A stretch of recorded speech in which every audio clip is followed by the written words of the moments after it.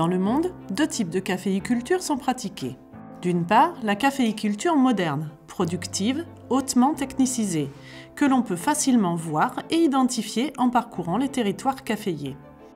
Et, d'autre part, la caféiculture paysanne, villageoise, une arboriculture de cueillette, aujourd'hui convertie ou non au bio, mais utilisant toujours des méthodes de production très peu agressives, naturelles, proches des pratiques ancestrales et toujours respectueuses des écosystèmes locaux. Cette caféiculture paysanne demeure quelquefois suffisamment productive et rentable, mais lorsque les prix s'effondrent ou restent à des niveaux très bas, trop bas, durant plusieurs années, elle devient une agriculture de survie, une caféiculture en attendant des jours meilleurs. Et cet état de veille ou de semi-abandon passager, le café traditionnel le permet. La caféiculture a été, depuis ses débuts, une agriculture qui était pratiquée en système agroforestier. Elle a fonctionné ainsi durant près de 2 siècles au Mexique.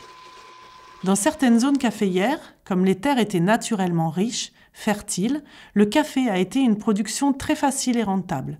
Il a représenté une époque d'abondance. En esa época, el terreno era tan fértil y era tan bondadoso que el café no fue sembrado solamente con varas. Se cortaban varas, estacas, se enterraban y así de la forma en que se dio durante muchos años la producción del café. Cette situation reste générale jusque dans les années 1960. À partir de cette période, la caféiculture et, de manière plus générale, l'agriculture mondiale subit une modification radicale avec l'arrivée de variétés à haut rendement. Cette mutation touche d'abord la céréaliculture. Elle constitue une réponse efficace au mouvement insurrectionnel qui secoue les campagnes du tiers-monde de cette époque. Un des acteurs éminents de cette transformation radicale est l'Américain Norman Borlaug.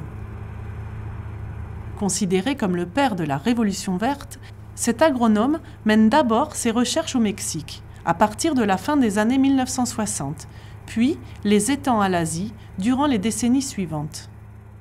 Il reçoit, en 1970, le prix Nobel de la paix. Mandaté par la Fondation Rockefeller en 1959 pour sélectionner des variétés de blé pour les milieux tropicaux, il proposa des variétés à haut rendement, obtenues par croisement de variétés sélectionnées avec des variétés traditionnelles mexicaines permettant de tripler les rendements de cette céréale. Le Mexique pouvait désormais couvrir ses propres besoins dans ce domaine. Plus tard, Borlaug a transféré ce blé à haut rendement et résistant à la maladie en Asie du Sud. Ces semences ont sauvé, en 1970, 1 milliard de Pakistanais et d'Indiens de la famine. Selon les calculs de Norman Borlaug, elles ont permis de doubler pratiquement la production de blé de l'Inde et du Pakistan entre 1965 et 1970, soit une hausse de plus de 30 millions de tonnes. Ces années sont connues comme la plus grande période de production vivrière de l'histoire de l'humanité. L'hypothèse Borlaug reposait sur l'idée qu'une augmentation de la productivité agricole permettrait de réduire ou de limiter l'extension des surfaces cultivées. De meilleurs rendements devaient, selon lui, conduire à une baisse des prix et à de moindres investissements. Quelques décennies plus tard, cette révolution verte permettra également de résoudre les graves problèmes de sous-alimentation des pays communistes asiatiques comme la Chine et le Vietnam. Dans les années 1970, une révolution analogue s'effectue dans la caféiculture, avec la sélection de variétés à haut rendement. Celles-ci n'ont plus besoin d'être protégées du soleil. Elles sont plantées à une haute densité, moyennant des apports considérables en intrants industriels. Ces rendements peuvent être multipliés par 3, 5 ou même par 10 et certains caféiculteurs ont atteint des récoltes extraordinairement productives sur leurs parcelles, permettant ainsi de couvrir largement la hausse des coûts de production. Les paysages caféiers se transforment alors radicalement. Lignes droites, sinueuses, plantations circulaires, parcelles beaucoup plus vastes. Ce type d'agriculture, comme en France, en Europe, détruit les haies, supprime les arbres. cause sur son passage beaucoup de dégâts à l'environnement. Ces paysages ont un air de famille avec nos paysages viticoles. Ils dégagent un certain charme, une beauté paysagère créée par l'homme. Mais ici, la monoculture des caféiers, son omniprésence, a égalé la tyrannie des vignes de nos terroirs. Cette monoculture du café se prête même, dans certains cas, comme au Brésil, à une mécanisation de la récolte. Si les variétés de café à haut rendement ont permis une nette amélioration de la productivité, comme d'ailleurs celle du blé ou du riz, c'est aussi parce que ces semences allaient de pair avec le fameux paquet technique, dont faisaient partie les engrais minéraux de synthèse et les produits phytosanitaires, herbicides, fongicides, insecticides, sans oublier la place importante de la mécanisation et de l'irrigation qui ont également contribué à la révolution verte. Au niveau des engrais, la consommation mondiale est ainsi passée de 117 millions de tonnes en 1980 à 142 millions de tonnes en 2003. En 2018, elle avoisinait les 200 millions. Enfin, les techniques d'encadrement des agriculteurs ont joué un rôle encore plus essentiel. Ce sont de véritables politiques agricoles d'accompagnement qui ont été menées. Pour que les agriculteurs puissent se lancer dans des investissements importants, il était indispensable qu'ils bénéficient en amont de conditions de crédit favorables, de subventions pour les achats d'intrants et, en aval, de prix minimum garantis pour leurs produits. La révolution verte a donc eu pour conséquence un accroissement spectaculaire de la productivité agricole. Elle est réputée d'avoir permis d'éviter des famines, avec pour résultat, depuis les années 1960, une croissance démographique mondiale sans précédent.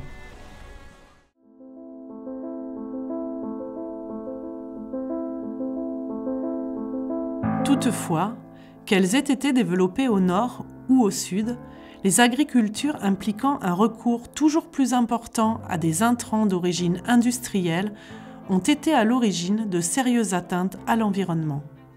Hubo una época muy importante en la cual el gobierno daba muchos insumos y se utilizaban fórmulas no muy adecuadas. Son las que habían y se utilizaban para hacer parcelas altamente productivas. Pero la verdad está en que antes de eso no había necesidad de fertilizar. Antes de eso el cafetal vivía en unas tierras muy fértiles y no hubo necesidad de fertilizar. La fertilización llega por ahí de los años 70. La fertilización llega con los programas gubernamentales. El tema del manejo intensivo llega cuando se intenta producir más café y el Instituto Mexicano del Café está metido en un asunto de producir más. Entonces yo creo que ahí es donde viene un poquito el asunto del uso excesivo de fertilizantes. Hizo que las plantaciones murieran rápido también. Después del uso de fertilizantes hubo necesidad de renovación de cafetales. Esto sucede en los 70s a los 80s. Es muy clara esa etapa en la historia en la cual se intenta por programas de gobierno hacer más productivas las plantaciones y hay una muerte rápida de los cafetales.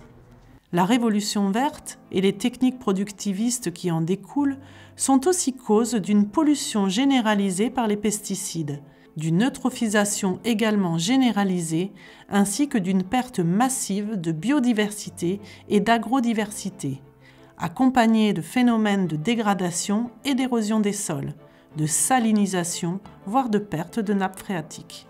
Au Pendjab, par exemple, en Inde, de nombreuses terres ont été totalement rendues infertiles et stériles, avec des répercussions très graves pour les populations. Enfin, l'exode rural et l'apparition de gigantesques bidonvilles font aussi partie des conséquences de cette agriculture productiviste qui a laissé sur la touche les petits producteurs et la plus grande majorité du monde rural. Cette agriculture à très haut rendement, dont la caféiculture fait partie elle aussi, ne pouvait poursuivre obstinément dans cette voie. Le développement du café écologique, bio, organico, comme on l'appelle en Amérique latine, est apparu comme une alternative aux problèmes dérivés du modèle de la révolution verte et renoue avec la longue connaissance, les savoir-faire et les pratiques agroécologiques traditionnelles des populations indigènes. L'évolution vers une agriculture alternative, plus durable, est aujourd'hui recherchée à travers l'agroécologie qui permet de combiner les savoirs et les pratiques de l'écologie avec les techniques agronomiques, dans le but de créer un système de production plus pérenne. L'agriculture biologique s'est présentée comme une solution possible pour résoudre les dérives de cette agriculture trop polluante et coûteuse. Mais, pour certains producteurs, surtout les propriétaires de grandes fincas, cette alternative du bio n'en est toujours pas une, du moins à court terme, car elle n'est pas rentable et condamnerait donc l'exploitation à la faillite. Siempre hemos sido comparados a Irlanda. Tenemos la gran fortuna de ser vecinos del primer productor de café orgánico certificado en el mundo, ¿verdad? Y ahora ya biodinámico incluso, ¿no? Es un concepto muy diferente, tienes que estar muy enamorado de ello, pero a su vez son los únicos que en su momento lograron vender el precio al valor que ellos tenían, ¿no? Obviamente su producción es baja, yo no creo que produzcan más de 12 quintales por hectárea. Nosotros estamos produciendo casi 30 para poder ser rentables. Cuando nosotros intentamos convertirnos a orgánico, lo primero que nos dijeron es, durante 5 años no puedes aplicar nada, pero tampoco te vamos a reconocer el precio justo por dejar de producir, ¿verdad? Entonces, pues fue imposible, y eso lo hicimos con el señor Peters, muchos ejercicios, porque pues él feliz de que los vecinos también se convirtieran por el lado de la conservación, pero siempre los números arrojaron negativo, ¿no? Y en eso empezó pues todo el sector social que le llamamos, o los pequeños productores, a convertirse a orgánicos, que realmente, como dice el señor Peters, son productores sociales, o sea, no quiere decir que tengan el concepto de orgánico per se, sino simplemente limpian y cosechan, nada más, o sea, no hacen ninguna cultura que de alguna manera puedas decir, bueno, esto es autosustentable 100%, ¿no? Y lo poquito que producen de esa manera, pues lo venden de forma orgánica porque no hay ningún agroquímico de por medio, ¿verdad? Pero fue creciendo tanto que se saturó ese mercado. De plus, la concurrence est rude dans le commerce du café biologique et équitable. De nombreux pays latino-américains, mais également l'Éthiopie, l'Indonésie, l'Inde, ont choisi de produire du café bio et de s'inscrire dans une démarche de commercialisation via les réseaux équitables ou durables.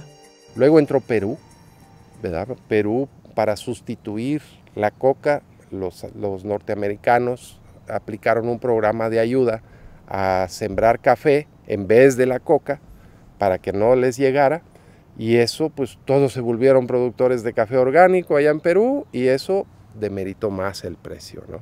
Ya la competencia del mercado de café orgánico es mucha y ya no lo pagan. Yo recuerdo que hace no muchos años, si el mercado de café en Nueva York estaba en $1, digamos 50 centavos, el café orgánico valía el doble, o sea, $3, ¿no? Hoy día, en el mejor de los casos, en el mercado común, te pagan 30 centavos más por un café orgánico, ¿no? Y el costo de producción es más del doble. Entonces es imposible poderlo lograr, ¿verdad? Toutefois, cette démarche ou ce choix de production de la finca Hamburgo n'est pas la règle, même parmi les grands propriétaires. Déjà, depuis plusieurs décennies, certains producteurs ont fait le choix de l'agriculture biologique, pour tout ce qu'elle a de respectueux envers l'environnement, pour son caractère résolument durable et, surtout, parce qu'elle est malgré tout, comme le prouve la finca Irlanda, suffisamment productive et rentable. Ve uno el mercado que hay, digo, no te nos pagan unos precios, y el cliente, los mismos compradores nos dicen, bueno, ¿qué precio necesitan para no caer en bancarrota, ¿no? Que tengan ganancias todavía, ¿no? Y ellos saben muy bien cuánto nos van a pagar, ¿no? Para que nosotros podamos seguir entregándoles el café que ya llevan ellos 10, 20 años comprando, ¿no? La finca Irlanda est une référence mondiale dans le domaine de la caféiculture biodynamique. Elle possède une très grande expérience, Mais la complexité de ce type d'agriculture, avec une conception très particulière du vivant, nécessite une acquisition d'expérience et surtout une volonté de tous les instants pour pouvoir être menée sur le long terme. Malgré les nombreuses réussites de la caféiculture bio, aux yeux de la science agronomique, la culture biologique, pour l'heure, ne peut être une solution, une alternative envisageable en remplacement de l'agriculture productiviste et chimique.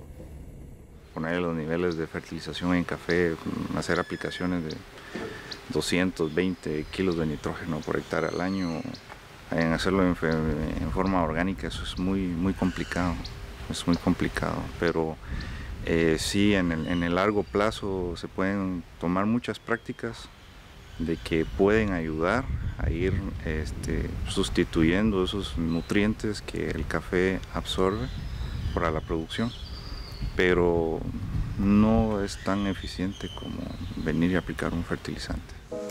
La dimension productive et la rentabilité restent donc pour la grande majorité des producteurs et techniciens l'unique possibilité qui permette une production de café de type industriel.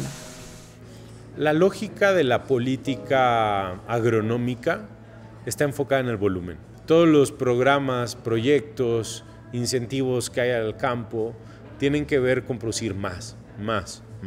En el caso del café, quizá debiera orientarse, como se ha hecho en otras partes del mundo, hacia la calidad, no hacia el volumen, ¿no? Han habido países que han entendido que lo suyo no está en producir más, sino en posicionarse mejor y producir mejor, ¿no? Que competir en este mercado con estos precios, con unos riesgos financieros tan grandes donde siempre que sale comprometido es el productor, pues no es la única solución, que podría emplearse una lógica diferente. Pero la política nacional está orientada hacia el incremento del volumen de producción. Generalmente esto en beneficio o a conveniencia pues de los 4 grandes actores mundiales que necesitan llenar sus bodegas de café y pues en cierto sentido los gobiernos, y no solo el nuestro, sino muchos, funcionan como los suministradores de las materias primas para esas bodegas, ¿no? Se orienta toda la política agronómica nacional hacia cumplir contratos que satisfagan las necesidades o expectativas de estos gigantes del comercio mundial.